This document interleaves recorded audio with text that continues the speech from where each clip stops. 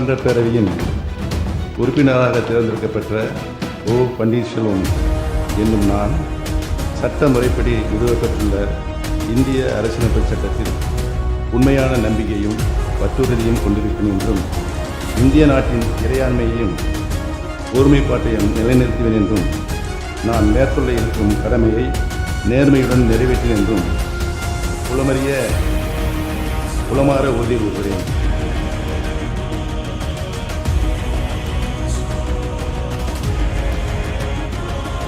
மாண்புமிகு திரு agri S. S. Krishnamurthy.